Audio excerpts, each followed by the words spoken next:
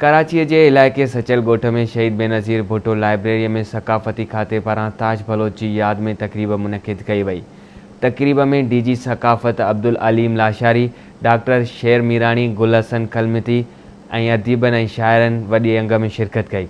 वधीक तफ़सील आमिर सिप्रो जी हिन रिपोर्ट में। सकाफ़त खाते हुकूमत सिंध पारां शहीद बेनज़ीर भुट्टो लाइब्रेरी सचल ॻोठ में सिंध जे नाले वारे शाइर, अदीब ऐं नक़ाद ताज बलोच जी याद में तकरीब मुनक़िद कई वई, जंहिंमें अदीबनि, दानिशवरनि ऐं सिविल सोसाइटी जे माण्हुनि वॾे अंग में शिरकत कई। DG सकाफ़त अब्दुल अलीम लाशारी, डॉक्टर शेर मेहराणी, गुल हसन कलमती, प्रोफेसर जावेद शेख ऐं ॿियनि आवाज़ न्यूज़ सां ॻाल्हाईंदे चयो, ही सिंध जो हिकिड़ो तमामु वॾो आइकन रहियो आहे, मुहक़िक़ रहियो आहे, ऐं हिकिड़ो नक़ाद बि रहियो आहे, शाइर बि रहियो आहे। इन तमामु वॾियूं ख़िदमतूं आहिनि। उन हवाले सां असां हिकिड़ी सीरीज़ शुरू कई आहे ऐं असांजे मिनिस्टर साहब जी इहा कोशिश आहे त जेके बि असांजा इहे वॾा माण्हू गुज़रिया आहिनि, जेके अदीब, शाइर ऐं नाले वारा लेखक आहिनि, उन्हनि खे ट्रिब्यूट पेश कयो वञे।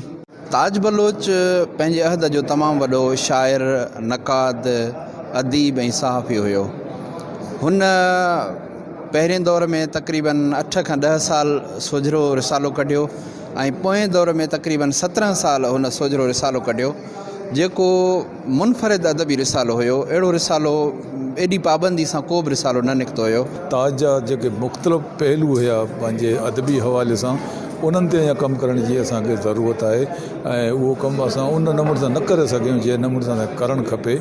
ताज छाकाणि त सिंधी अदब खां अलावा उर्दू अदब में, उर्दू जे गज़ल में तरक़ी पसंद जेका हल्को आहे, उन्हनि में वॾो उन्हनि जो असरु हुयो ऐं जीअं त उहो तरक़ी पसंद सोच जो माण्हू हो। ताज बलोच जो सिंधी अदब में तमामु वॾो मक़ाम आहे।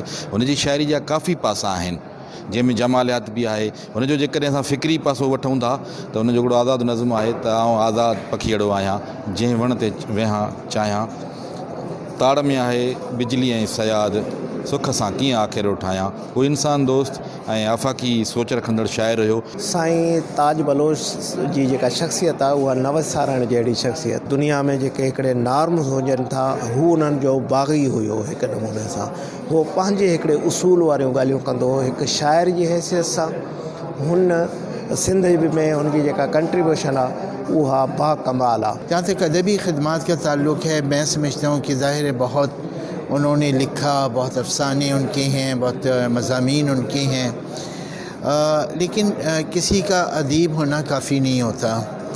ज़्यादा अहम बात यह है कि उसके अदब का रुख क्या है और उस अदब के अंदर वो पेश क्या कर रहा है। तकरीब में शिरकत कंदड़ अदीब ऐं दानिशवरनि जो चवणो हो त ताज बलोच जूं अदब ऐं सिंधी ॿोली लाइ कयल ख़िदमतूं हमेशह लाइ यादि रहंदियूं। ताज बलोच इंसान दोस्त ऐं आफ़ाक़ी तबियत जो मालिक हो। आमिर सिप्रो, आवाज़ न्यूज़, गुलशन इकबाल।